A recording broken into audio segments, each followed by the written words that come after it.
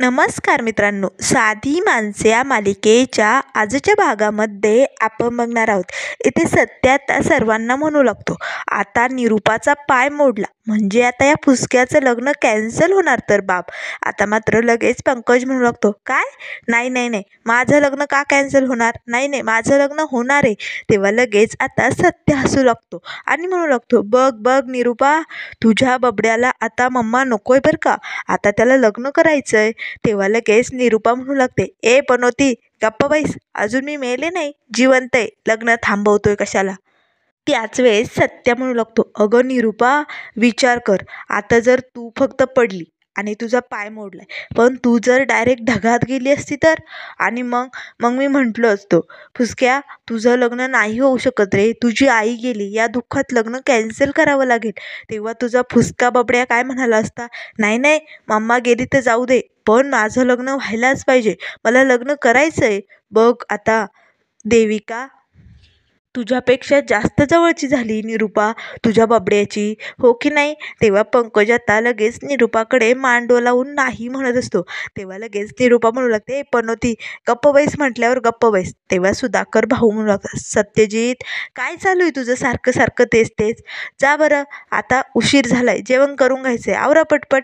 तेव्हा लगेच आजी म्हणू लागते, सुधा, मग काय म्हणाले होते डॉक्टर नेमकं? तेव्हा सुधाकर भाऊ म्हणू लागतात, अगं आई, एवढं काही नाही आहे, थोडंसं टिचलंय आणि ते लवकरात लवकर बरं होईल म्हणे. त्यांनी पट्टी केली ना, एवढं काही नाही आहे, टेन्शन घेण्याजोगं. त्याच वेळेस आजी लगेच निरूपाला म्हणू लागते, म्हणजे निरूपा, तू हे समजा नाटक करायली तर थोडंसं तर लागलं, एवढं का आरडाओरडा करते? तेव्हा लगेच निरूपा म्हणू लागते, काय बोलते सासूबाई? तेव्हा आता सत्य म्हणू लागतो, हो बघ, किती नाटक करते निरूपा. तेव्हा लगेच आता आजी घड्याळाकडे बघते, तर इथे 10:30 वाजून गेले असतात. आता मात्र आजी लगेच सुधाकर भाऊंना म्हणू लागते, अरे सुधा, बघ घड्याळ, 10:30 वाजून गेले. 10:30चा मुहूर्त होता, पण या निरूपामुळे सगळा घोळ झाला, काहीच आवरलं नाही, अजून जेवणं बाकी आहे, आजचा दिवसच गेला. आता मात्र लगेच निरूपा हसू लागते आणि मनाशीच म्हणू लागते, बरं झालं, माझ्यामुळे निदान यांचा मुहूर्त तरी टळला. त्याच वेळेस आता लगेच निरूपा म्हणू लागते, ओ सासूबाई, हे समजा माझ्यामुळे नाही झाला, या मीरामुळे झाले. तिने मुद्दामून फरशीवरती पाणी सांडवलं मला पाडण्यासाठी. मी काही मुद्दामून नाही पडले, मी तिथे येऊन पडले आणि मग माझा पाय मोडला, त्याला मी तरी काय करणार? आणि मग सगळ्याला उशीर झाला. मग लगेच सुधाकर भाऊ म्हणू लागतात, अरे हा, तो विषय तर बाजूलाच राहिला. मीरा, तू एवढ्या संध्याकाळी पाणी घेऊन तिथे काय करत होती? त्याच वेळेस आता लगेच सत्या आपल्या बापाला म्हणू लागतो, बाप, एकदम भारी प्रश्न विचारला, एक नंबर प्रश्न. सांग सांग धूमकेतू, सांग आता, तू काय करत होती एवढ्या संध्याकाळी तिथे पाणी घेऊन? तेव्हा मीरा सत्याला म्हणू लागते, अहो कशाला आता वाढवताय, द्या ना सोडून. तेव्हा सत्या म्हणू लागतो, धूमकेतू, तू सांगतेस का मी सांगायला लागू? तेव्हा लगेच आता मीरा मात्र गप्प असते. तेव्हा सत्य म्हणू लागतो, मी सांगतो बाप, या धूमकेतूच्या घरचे आले होते की नाही, त्यामुळे ना त्यांना ना घर साफ करायला लावलं मीराला, निरूपाने. आता मात्र निरूपाला धक्काच बसतो.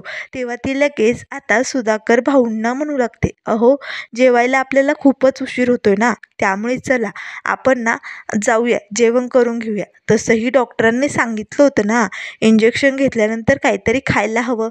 मग मला खावं लागेल की नाही, चला बरं पटकन आपण जेवण करू घेऊ.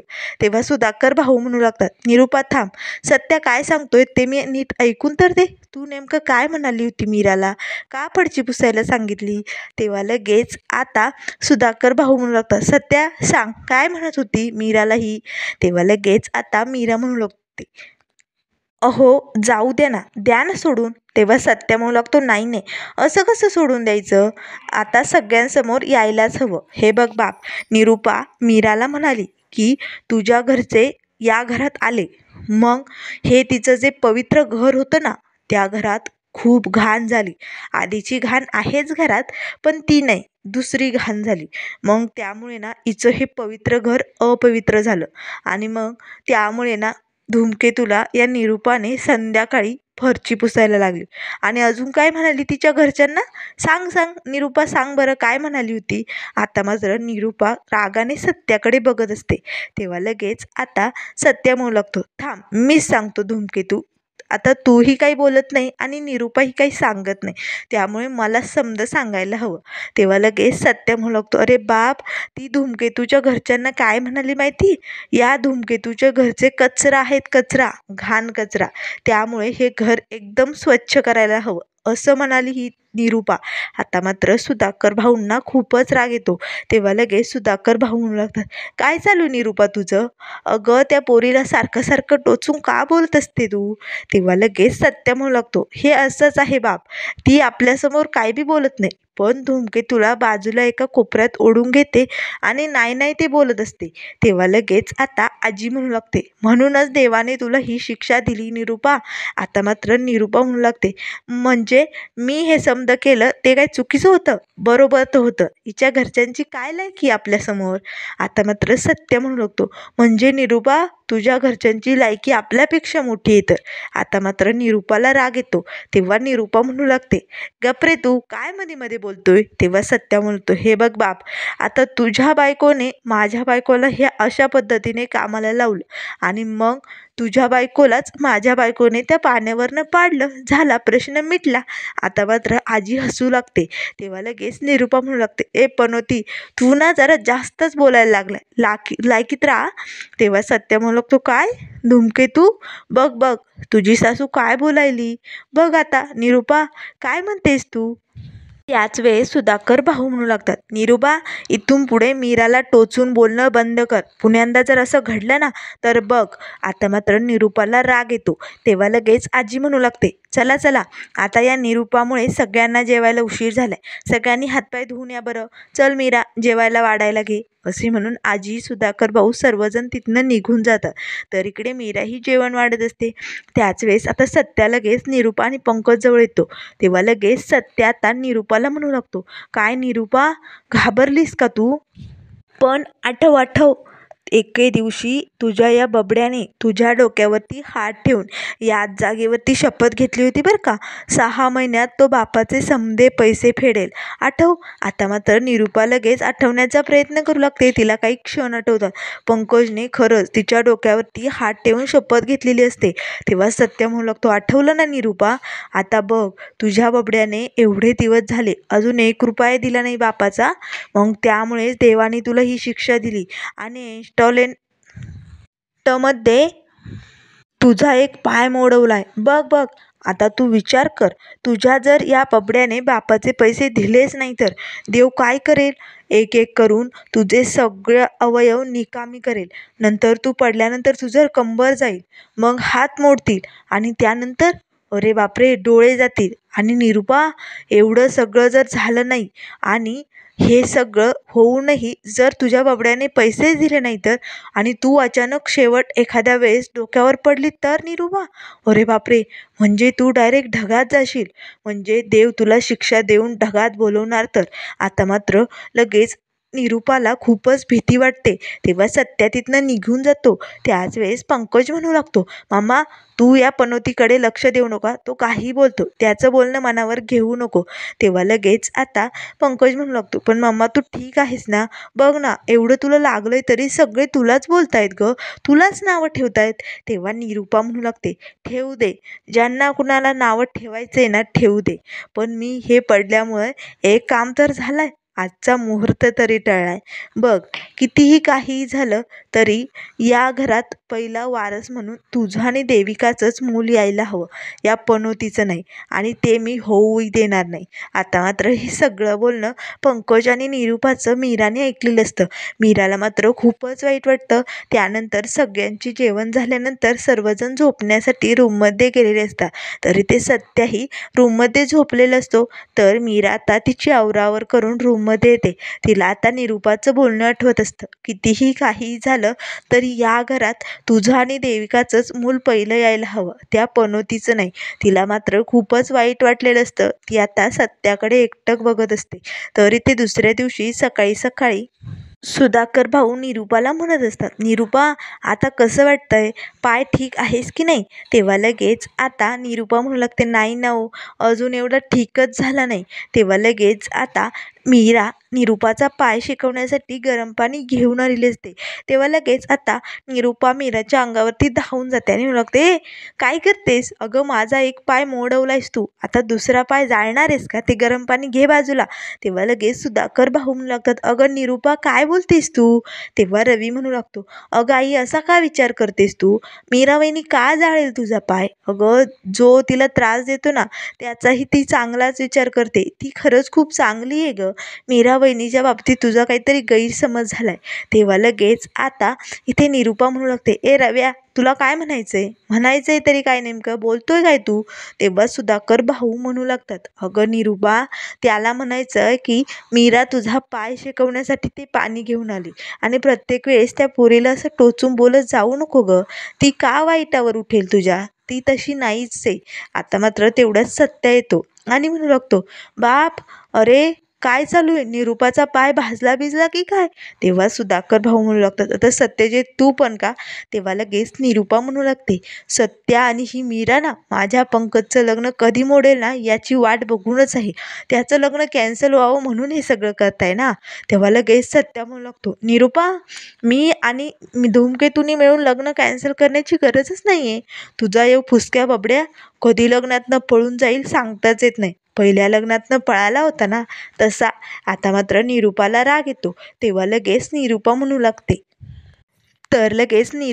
लागते, "तुझ्या तोंडाला काही हाड, जीभ वगैरे आहे की नाही? काय बोलतोय तोंडाला येईल ते? अरे पनोती, तुझ्या तोंडून असे शब्द निघाले ना ते खरे होतात बरं का." तेव्हा लगेच सत्य म्हणू लागतो, "हो का निरूपा? मग तू जर गचकली आणि तुझ्या फुसक्याचं लग्न कॅन्सल झालं तर काय करायचं?" तेव्हा निरूपा म्हणू लागते, "ए, मला कशाला ढगात पाठवतोय? गप्प बैस. हा समजा त्रास ना मला या मीरामुळे होतो." तेव्हा लगेच आता रवी म्हणू लागतो, "आई चल मग आपण ना एक इंजेक्शन घेऊन येऊया म्हणजे तुला बरं वाटेल." तेव्हा लगेच निरूपा म्हणू लागते, "नाही नाही, ते इंजेक्शन बिलकुल नको. त्यापेक्षा हा पाय दुखलेला बरा. काल मला हॉस्पिटलला घेऊन गेले आणि केवढं मोठं इंजेक्शन दिलं. अरे बापरे, खूप दुखायलंय ते. आता नाही यायचं मला." तेव्हा लगेच सत्य म्हणू लागतो, "बघ बघ निरूपा, तुला एक दिवसाने एवढा त्रास झाला. आम्ही तर एवढ्या वर्षापासनं हा त्रास सहन करत आलोय तुझा. आणि बाप, तू तर लग्न झाल्यापासून या निरूपाचा त्रास सहन करतोय. तुला तर ना एक मेडलच मिळायला हवं बाप." आता मात्र मीरा सत्याला म्हणू लागते, "अहो काय बोलायले तुम्ही? तुमच्या आई आहेत ना त्या. मग असं कसं बोलू शकता त्यांच्याबद्दल?" तेव्हा लगेच आता सत्या म्हणू लागतो, "अगं ए तुमके, तू काय बोलतेस? ती तुला एवढा त्रास देते." तेव्हा सत्या आता हे बोलत असतानाच निरूपा म्हणू लागते, "बघा बघा, असेच आहे ते. एक जण काड्या लावत असतो आणि दुसरा लगेच आग विझवण्याचा प्रयत्न करत असतो. जणू काही खूपच चांगले असे सगळ्यांना दाखवत असतात, पण दिसतं तसं नसतं." तेव्हा सत्य म्हणू लागतो, "धूमकेतू, तू या निरूपासाठी मंदिरात गेली होती म्हणे देवाकडे प्रार्थना करायला. पारखीने सांगितलं मला." तेव्हा मीरा आता मान हलू लागते. त्याच वेळेस आजी म्हणू लागते, "बघ निरूपा, अगं शिक तिच्याकडनं काहीतरी. बघ, तू एवढं तिच्याशी वाईट वागते तरीही तुझ्या भल्यासाठी ती मंदिरात गेली होती." तेव्हा निरूपा म्हणू लागते, "हो, गेली असेल आणि देवाला म्हणाली असेल, 'देवा, माझी सासूबाई जागेवर बसली ना, तिला असंच जागेवर बसून राहू दे काय, हो की नाही? तिला नीट करू नको,' असंच म्हणाली असेल ना." आता मात्र मीरा गप्प बसलेली असते. तेव्हा लगेच सत्या म्हणू लागतो, "ए निरूपा, अगदी बरोबर बोलती तू. पुढच्या वेळेस ना धूमकेतू बरोबर मी पण देवळात जाईल आणि देवाला हेच म्हणेल, 'देवा, माझ्या निरूपाला या सगळ्या त्रासातून मुक्त कर आणि तिला हा कुठलाही त्रास होऊ देऊ नको. त्यामुळे लवकरात लवकर तिला तुझ्याकडे ढगात बोलवून घे.'" आता मात्र निरूपा म्हणू लागते, "ए पनोती, पुन्हा तेच का माझ्या वाईटावरती उठला आहे?" तेव्हा लगेच सुधाकर भाऊ म्हणू लागतात, "सत्यजित आणि निरूपा तू गप्प बैस." तेव्हा निरूपा म्हणू लागते, "तुमचं काय राहून राहून झालं का निरूपा निरूपा? बंद करा. तुमचा पोरगा एवढं समद बोलायलाय ते नाही दिसत का तुम्हाला?" तेव्हा लगेच सुधाकर भाऊ म्हणू लागतात, "हे बघ निरूपा, तू सगळ्याला सुरुवात करते त्यामुळे हे सगळं घडतंय आणि इथून पुढे तू लक्षात ठेव, मीराला सारखं सारखं टोचून बोलत जाऊ नको. अगं ती पोरगी खूप गुणी आहे. खरं तर तिच्या येण्यानेच आपल्या घरात सगळं काही ठीक झालंय. तिचा पायगुण खूप चांगला आहे आणि तिच्यासारखी सून मिळणं अवघड आहे. त्यामुळे तिला पुन्हा असं बोलू नको." तेव्हा लगेच आता निरूपा म्हणू लागते, "इथे मला एवढा त्रास व्हायलाय त्याचं कुणाला बी काय बी पडलेलं नाही." तेवढ्यात लगेच पंकज आता निरूपासाठी काठी घेऊन आलेला असतो. आता मात्र त्या काठीलाही चाक असतात. तेव्हा लगेच आता निरुपा म्हणू लागते, बबड्या हे काय? तेव्हा लगेच पंकज काही बोलणार तेच सत्या म्हणू लागतो, अगं निरुपा, ही काठी जोरदार दिशी पायावरती मारायची, म्हणजे पाय कसा एकदम ठीक होऊन जाईल. आता मात्र सर्वजण सत्याच्या बोलण्याला हसू लागतात. तेव्हा लगेच आता पंकज म्हणू लागतो, हे पण होती गप्प बैस. अगं मम्मा, तुला चालण्यासाठी आधार व्हावा म्हणून ही काठी आणली आणि तुला चालायलाही सोपं जाईल या काठीने. तेव्हा सत्या म्हणू लागतो, हो निरुपा, उठून उभी राहा आणि आता पहिली स्टेप कर. ही काठी पकडायची, मग पहिला गिअर झाला, मग दुसरा गिअर टाकायचा, मग लंगडी घालायची आणि तिसरा गिअर टाकला की लंगडी भन्नाट जाऊन द्यायची. म्हणजे कसं तुझी गाडी भन्नाट चालेल. आता मात्र रवी आणि पंकज दोघेही निरुपाला उठवतात. तेव्हा निरुपा म्हणू लागते, चल हो बाजूला, मला या काठीची आणि कुणाचीही गरज नाहीये. तेव्हा सत्य म्हणू लागतो, खरंच निरुपा? तेव्हा निरुपा म्हणू लागते, हो. पण मात्र एक पाऊल टाकणार तेच निरुपा ऐग बैग करू लागते. तिला काही चालताच येत नाही. तेव्हा लगेच ती तिथे खुर्चीवरती बसते आणि म्हणू लागते, मला चालताच येत नाही बबड्या, आता मी काय करू? तेव्हा लगेच आता पंकज म्हणू लागतो, मम्मा, मग आता तू माझ्या लग्नाला कशी येणार? आता काय करायचं? आता मात्र सगळ्यांना इथे निरुपाच्या पायाचं टेन्शन आलेलं असतं. लग्न तर आता तोंडावर आलंय, पण निरुपाला धड चालताही येत नाही. पण मात्र सत्या निरुपाची चांगलीच चेष्टा करत असतो. तर मित्रांनो, पुढील भागामध्ये आपल्याला बघायला मिळेल, आता रवी म्हणत असतो की डेकोरेशनवाल्याने कॅन्सल करून टाकलंय, त्याची आई आजारी आहे ना, म्हणून त्याला तिकडे हॉस्पिटलला थांबावं लागतंय. तेव्हा निरुपा म्हणू लागते, मग आता आता काय करायचं? असं ऐन वेळेस कोण डेकोरेशन करून देणार? तेव्हा पंकज म्हणू लागतो, काही करून आपल्याला डेकोरेशन करावंच लागेल मामा. अगं देविकाचे बाबा फॉरेनवर नाही येणार आहे ना, आणि ते काय म्हणतील आपल्याबद्दल? तेव्हा लगेच आता निरुपा म्हणू लागते, मग कोण करेल हे डेकोरेशन?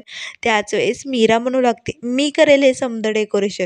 आता मात्र निरुपा मीराला हे डेकोरेशन करायला होकार देईल का, हे आपल्याला लवकरच बघायला मिळेल. त्यामुळे मित्रांनो, अशाच मालिकेंच्या अपडेट पाहण्यासाठी चॅनलला लाईक करा, सबस्क्राईब करा.